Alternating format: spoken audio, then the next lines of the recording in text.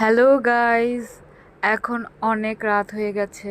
আমি এই ভিডিওটা অলরেডি অনেকবার ভয়েস ওভার দিয়ে আপলোড করেছি। আমি জানি না তোমরা এর আগে দেখেছো কি না, কিন্তু বারবার কেন যেন কপিরাইট ইস্যু আসছিল। তো যাই হোক, এটা অষ্টমীর দিন রাতের ব্লগ। আমি তোমাদের সাথে এটা শেয়ার করছি। তো দেখতেই পাচ্ছ, ঠাকুর দেখতে বের হয়েছি, প্রসাদ খেয়েছি। তো প্রসাদটা খুব মজা ছিল।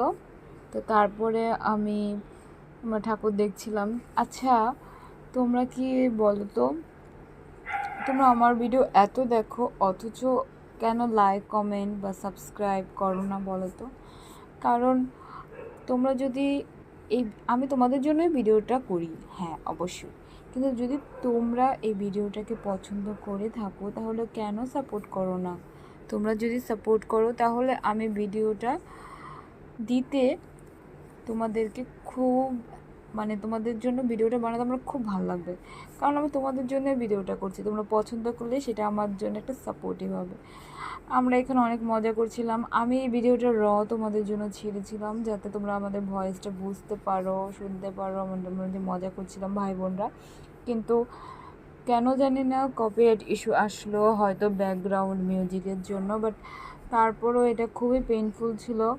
তোমাদের সাথে আমি সরাসরি ভিডিওটা শেয়ার করতে পারলাম না। তো যাই হোক, দেখো কত সুন্দর আলো জল জল করছে। এরকম রাত, এত সৌন্দর্য শুধুমাত্র এই দুর্গাপুজোতেই দেখা যায়। সবাই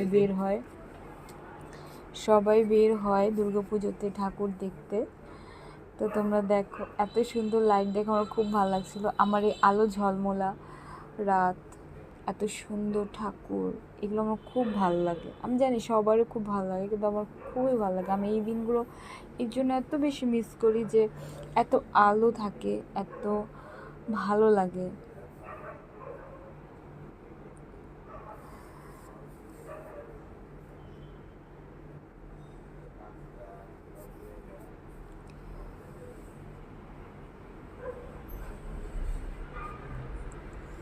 এই তো ঠাকুর দেখলাম, আইসক্রিম খেলাম।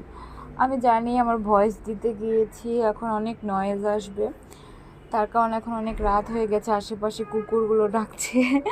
এখন কি করব আমি বলো? এর আগে একবার আমি ভয়েস দিয়েছিলাম, তারপরও কপিরাইট ইস্যু আসছে। তো তার জন্য আমাকে এভাবে আবার ছাড়তে হলো।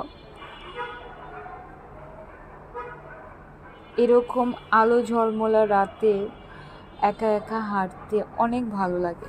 সাথে মা গিয়েছিল, ভাইও গিয়েছিল। তো এই ঠাকুরটা খুবই সুন্দর হয়েছিল। আমি এটাকে